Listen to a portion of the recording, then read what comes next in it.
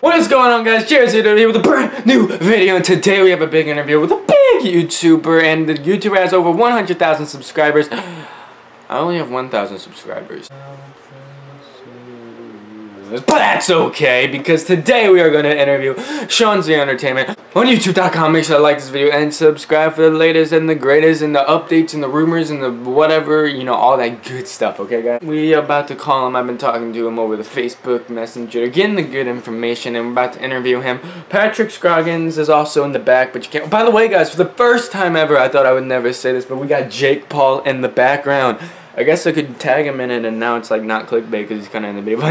But no, we're gonna call him Seanzviewent right now. My name is Zizi, and you need to subscribe to Jared WWE YouTube channel. It's the best thing in the world. It's better than alligator bites. I'm burning up in your love, burning up in your love. Okay. Hello? Can you hear me now? What? Can you hear me now? Yeah, I hear you now. Okay, good. That's good. What? So technical difficulties with that. Sorry. It's okay. Okay, hold on one second. Okay, it's recording. Do you want to say anything first? What's that? Okay, we got Seanzviewent on the line right now. Do you want to say anything before we start? No, I'm just here for an exclusive interview. We're going to be talking from WWE, and, you know, I've done a lot of these in the past, but it's been a long time, so I might have to, might be a little bit behind myself, but we're going to just work with the times, you know, start this thing off. Alright, first question I have is for you is, do you see SummerSlam being one of the best this year because of the stacked lineup it has with, like, the Universal title, the Shinsuke, gender, all that stuff?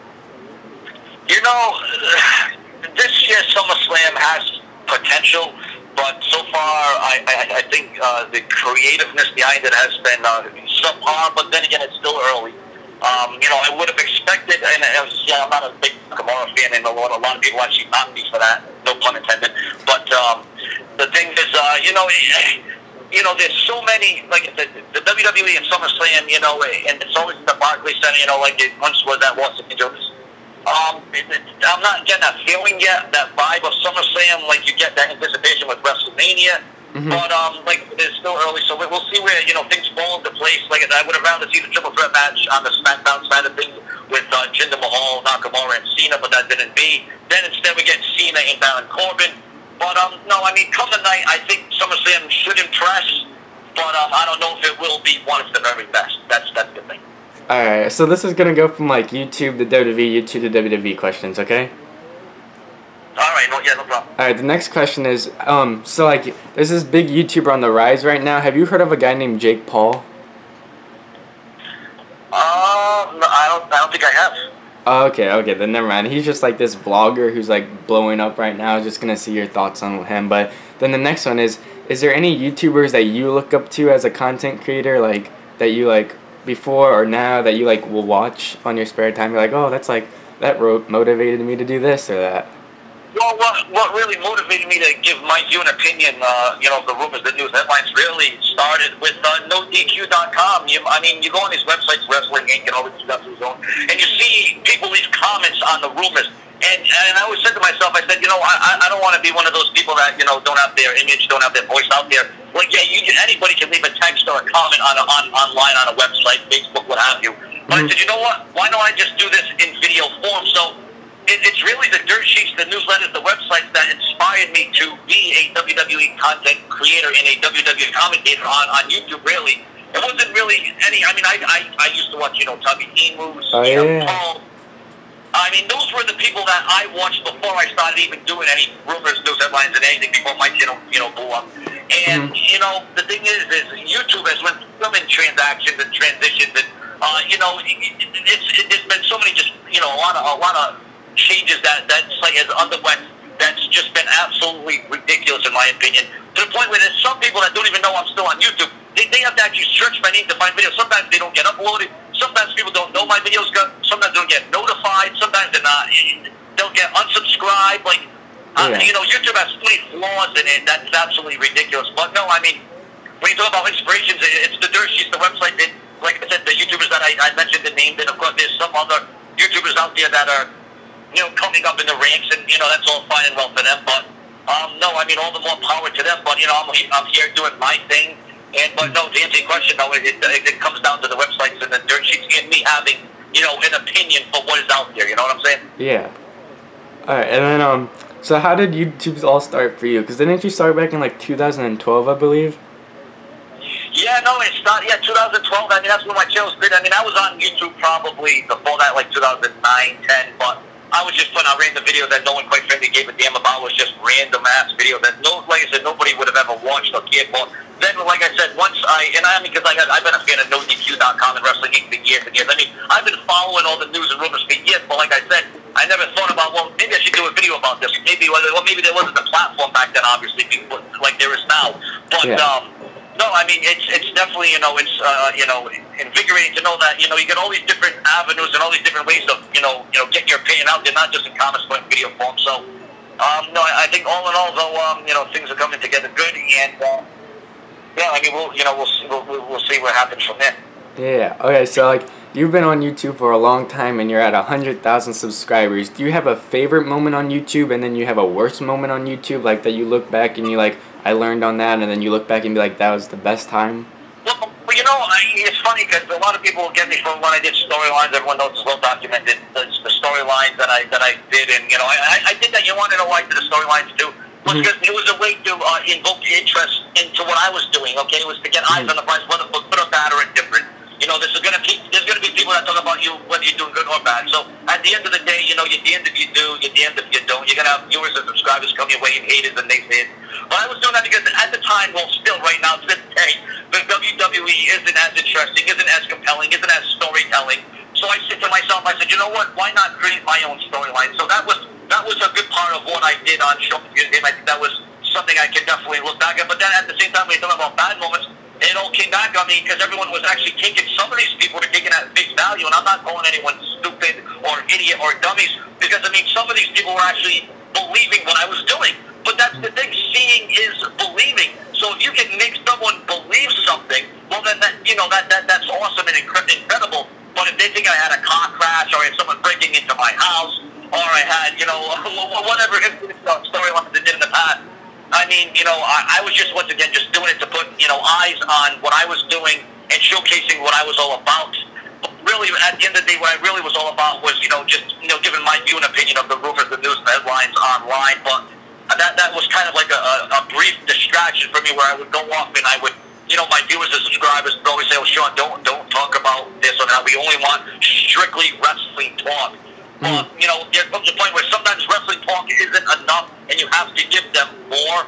So I would say it's both been a positive and a negative for, moments for me on YouTube with storylines and rumors and news. And, of course, when the rumors and the news don't come to be, of course, I get the backlash. But you know what?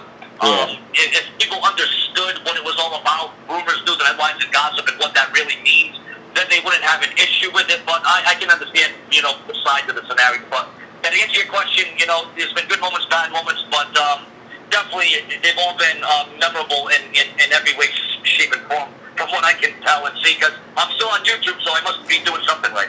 Yeah, speaking about you going into, like, comedy, I mean, not comedy, those storylines, do you ever, like, see yourself branching out and doing WWE, but also doing other ones, like maybe, like, vlogging or, like, pranks or story times or any of that, like, to branch out to another audience but also have your wrestling audience?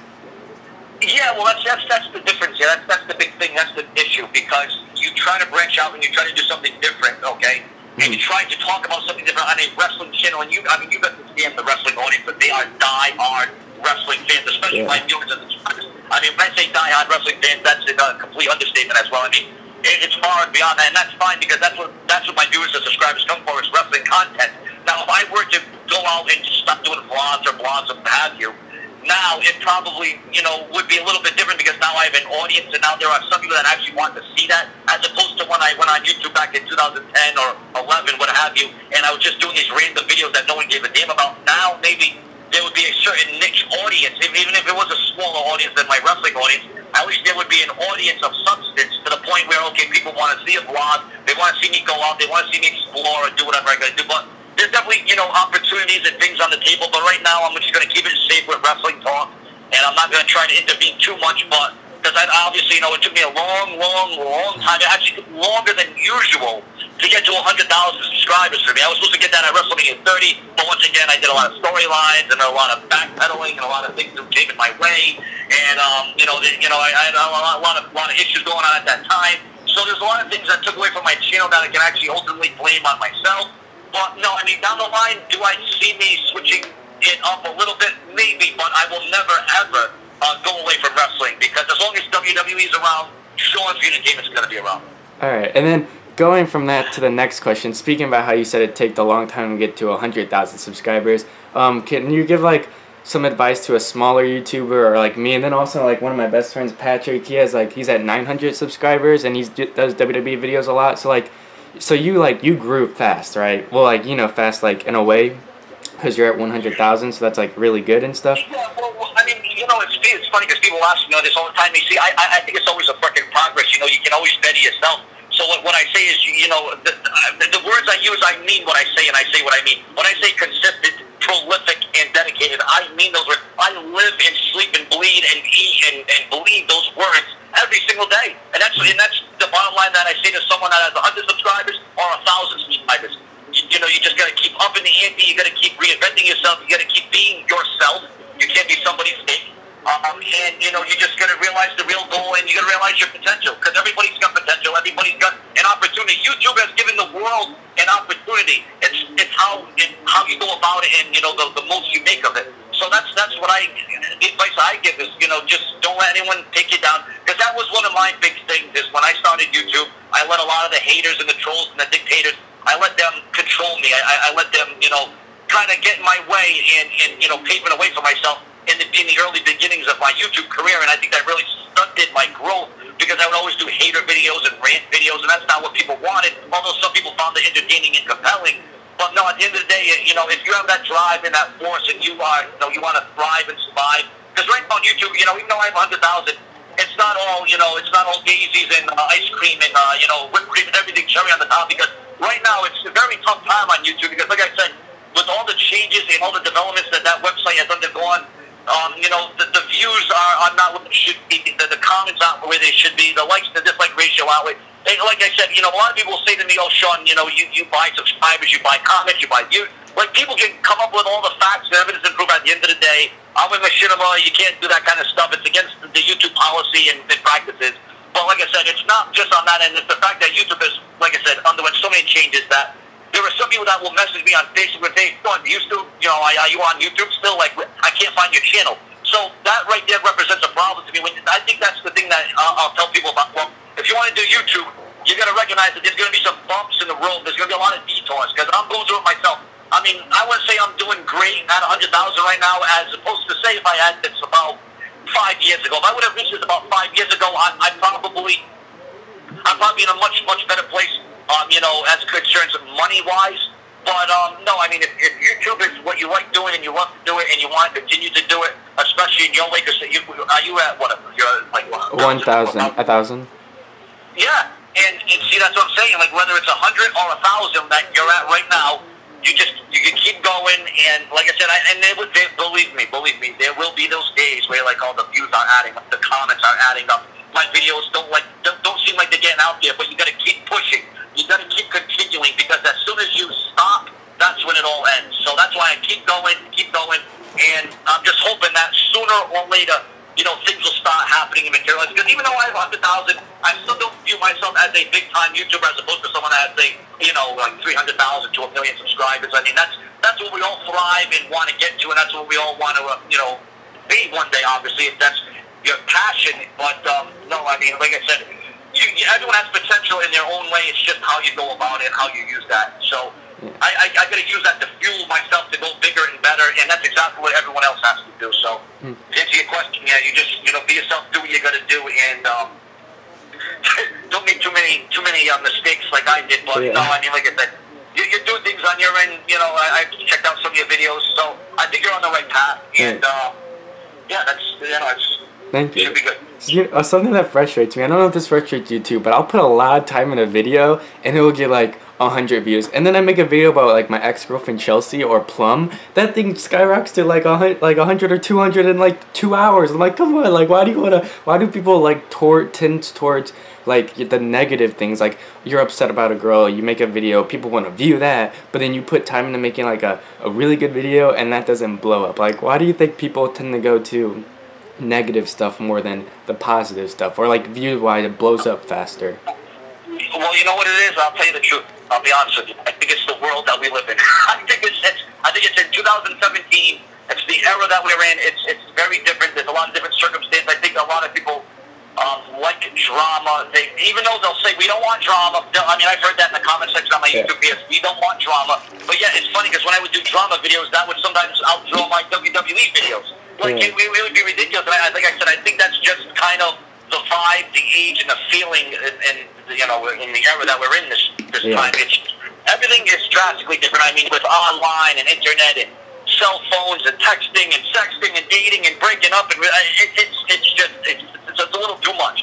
But no, I think there's a lot more negativity, and I think it's like I said. I think drama is what drives all this stuff up. And that's what people ultimately want to see, is they want to see drama, but yet say they don't want to see it, although they're still viewing the video. So, and that's the big thing about me on YouTube. Like, like a lot of people say to me, "Oh, Sean, I didn't like this video. Why did you put this video up?"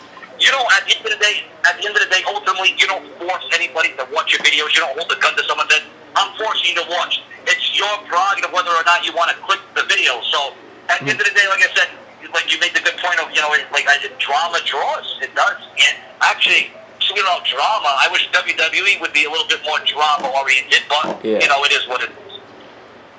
Have you ever heard of Killer Keemstar or DramaAlert or Scarce or any of them? Yes, I have.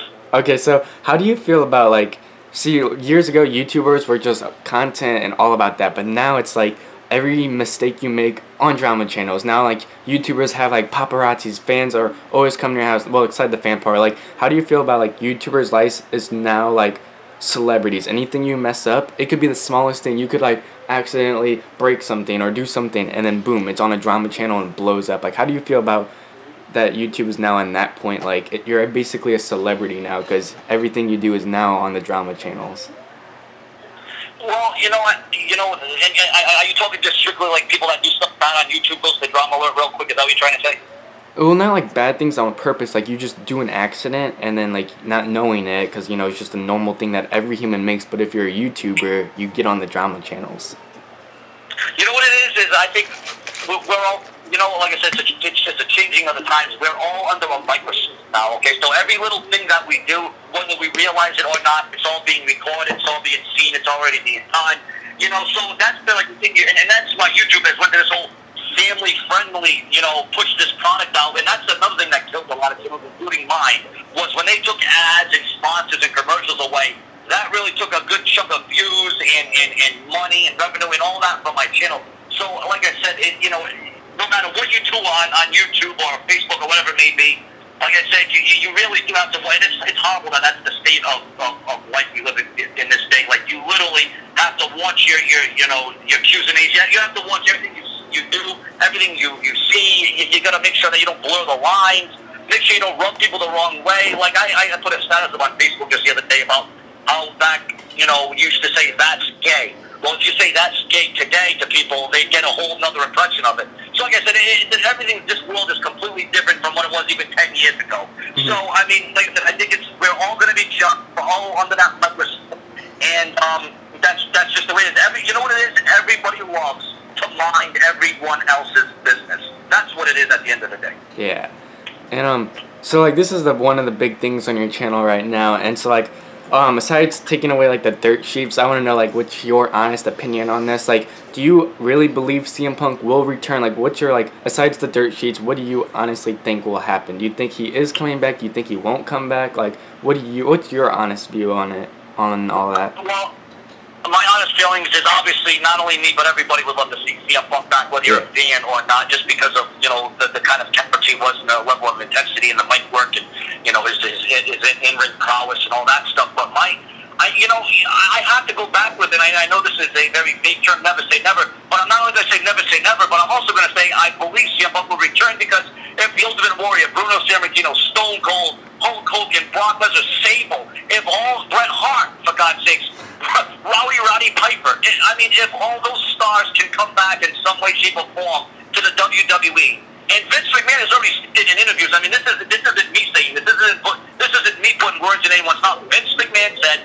that, if it's the right time, the right money, the right build, CM Punk can come back to the WWE. I forget exactly what interview it was in, but Vince McMahon had said that he would want CM Punk back in the WWE. So, like I said, I stick. It may not be this year, it may not be next year, but I do firmly believe that when all is said and done, we will see CM Punk in a WWE ring again, whether it's as a general manager, whether it's helping guys out in NXT, whether it's one more run or one more match. I have to believe that CM Punk is going to return. Because like I said, if Austin returned when he walked out in 2002, and McMahon welcomed him back a year later.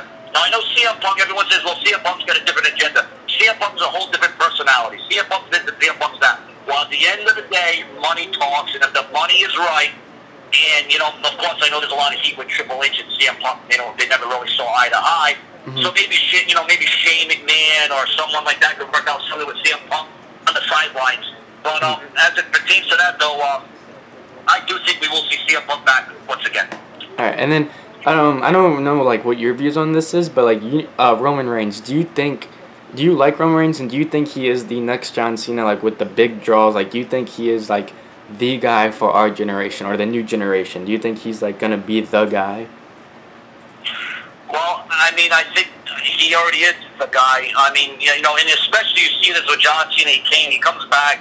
He's put over a lot more guys than ever before.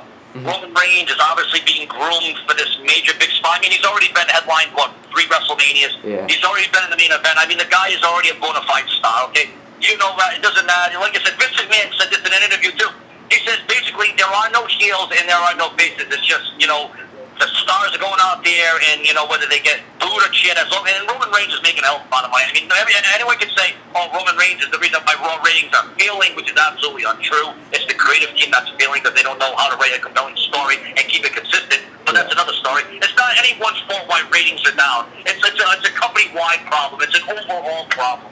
But no, Roman Reigns is a star. He's got the look. He's got the potential. He's got the, and I think Roman Reigns has improved a hell of a lot on the mic in the last year, because that was a lot of people's gripes. Oh well, Roman Reigns doesn't seem comfortable. He makes a lot of mess ups. He makes a lot of screw ups on the mic. Well, I think Roman Reigns has improved on the mic. I think he's gotten more comfortable with himself. I think he's gotten more intense. I think he's gotten more confident. And I think Roman Reigns does have a lot of potential. And I think we're going to be seeing him for the next WrestleMania main event, perhaps for the next 5-6 years. Yeah, I love Roman Reigns. Like, I really want to see Reigns versus Cena main event, or the Shield to come back, or even Reigns and the Usos forming like a Shield 2.0, because I think that'd be pretty cool. Do you think that'd be cool at all? Yeah. Did you say Cena versus Roman Reigns? Yeah. That should be like the main event. Obviously that wouldn't go down as one of the greatest matches, but can you imagine the crowd reaction, the reception that would be? I think that would top Hogan versus The Rock at WrestleMania 18 in Toronto. And I think that would level that kind of animosity and that kind of reaction and kind of response. Because it would be all organic, it would be all real, it would be all natural. You get Roman Reigns and John Cena, who are 2 of the most prolific and most polarizing performers, perhaps in the last decade. And you put those 2 in a ring, and just the vibe alone would be ridiculous. So I would definitely be in favor of Roman Reigns versus John Cena. It's been a match that's been rumored for the last 2 WrestleManias. It didn't really happen, didn't happen.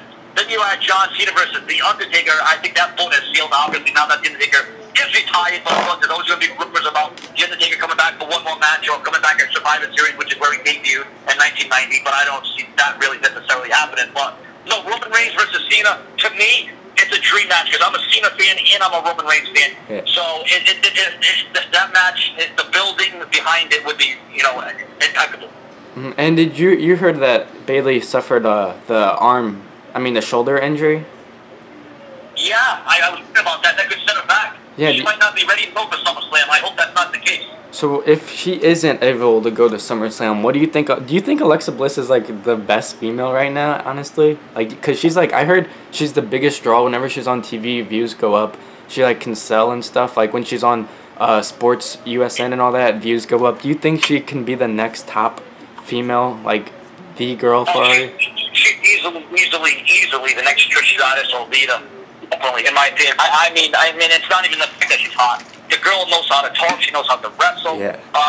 The girl is the complete freaking package. I mean, you know, yeah, you have the Baileys and you have the Sasha Banks, but you see, you know, Alexa Bliss, you know, she separates herself from the pack, and you know, just her character and the way she carries herself is awesome, and she's doing a great job. And I mean, even down in NXT, she did good. And obviously, you know, see, here's the thing. That's the thing that really, you know, is like wow about her. Is, you know, a lot of people that come up from NXT to the main roster, you know, they lose their push, they don't get that rub, you know, they lose momentum, they lose traction. But Alexa Bliss keeps building and maintaining and gaining more and more as she progresses. And she's only in her early infancy in the WWE. It's still early on. So she's still got a lot more to go. But the thing is that she's already given a lot, and she's taken a lot, and she's already made a lot of history. So can you imagine what the future's going to be like? I see nothing. Her future is so bright at this point, she's going to have to wear shades. That's how freaking bright her future is at the end of the day. Yeah. And then here's just a question, because one of my friends probably want to know. So, like, you know Jinder Mahal, how he won the WWE Champion, and anything can happen like that. Could you see Tyler Breeze winning the WWE Championship at any time? Do you think that's even possible? Because people were like, Jinder Mahal, nah. But, like, Tyler Breeze, you know, he's also, like, you know, like, a comedy wrestler, but so was Jinder Mahal. Could you see, like, in a few years, Tyler Breeze, WWE Champion? Do you see that happening? Could that even happen on SmackDown? Because it is SmackDown Live. Anything can happen. Yeah, no, you know what? It's just I still can't get over the fact that Jinder Mahal is a WWE champion. Look, you know, some people in the comment section they'll say, "Oh, I'm against race and origin and color, and I'm a racist." No, listen. When WWE says anything can happen in the WWE, they haven't really taken that term and manifested it and materialized it in the last few years. But when they made Jinder Mahal become the WWE champion, I guess seeing is believing, because believing was seeing. And I believed at that point that anything's happening. If Jinder Mahal can become a WWE champion when he was nothing more than a laughing stock, like I said, but you can also take into account when Jinder Mahal on his last run before this one, like I said, he was a joke, he was a comedy act, and he wasn't. And here's the key factor here: he wasn't in the kind of shape that he's in now. Jinder Mahal is an obviously, you know, extraordinary physical attributes. I mean, the guy. I mean, that's why I don't. When you talk about, you know, Jinder Mahal to who's you talking about? You're trying to compare him to Tyler Breeze. Do you see Tyler Breeze winning the World Championship? See, that's the thing between Tyler Breeze. Obviously, Tyler Breeze doesn't have the body or the character development of Jinder Mahal. I mean, if he were to do that, maybe, yeah, he would get that, because we know Vince McMahon's into the big muscle-bound guys. We know that's what draws. We know that's what's in. Although, wait, I can't say that's what draws, because a report went out that Jinder Mahal as WWE champion is not drawing in India. There's not a market for that. So I don't know how good that is. But I don't know if that has to do with his origin or his background. I don't know. And I'm not here to judge anybody. I don't care your race, your color, your origin, your height, your weight, your sexual orientation. To me, it doesn't matter what you are. But at the end of the day, that's a stretch. I mean, like you said, if you were in WWE 3 years ago, oh, Sean, one day Jinder Mahal is going to be the WWE champion. But that's where I kind of like that factor, where it's unpredictable. It was very unpredictable, and you know, if he were to become the WWE champion, that would be very different. It would be very interesting, and it would be very unpredictable. So in my terms, as long as the WWE is unpredictable, I can draw to it. I can get to it. So Jinder Mahal becoming WWE champion was a shock and unpredictable. I got into it. I liked it, but I mean, obviously, there's a majority of audience that don't like it, because in India, where he's supposed to be this big deal, he's not as much of a big deal as they once thought he was. But no, I mean, you're right. Anything can happen in the WWE, and once I saw that, I'm a firm believer that yes, anything can happen. All right, so now getting towards the end, one of the last questions I want to ask you is, what's your thoughts on Sami Zayn? Do you see him being one of the next big guys or something like that? Because apparently he's going to get a big push after SummerSlam. Do you see him being a world champion, or most definitely a U.S. champion, but do you see a world champion in his future? You know, Sami Zayn, man, that's a tough. You know, it's funny because it's so funny because a lot of these guys that come up from NXT, right, and they come to the main roster, it's like I liked these guys when they were in NXT. A lot better. I don't know what it is. I just can't get into today's. I don't know. Sami Zayn, that's a tough subject for me because, obviously the guy's a good wrestler. He puts in his work.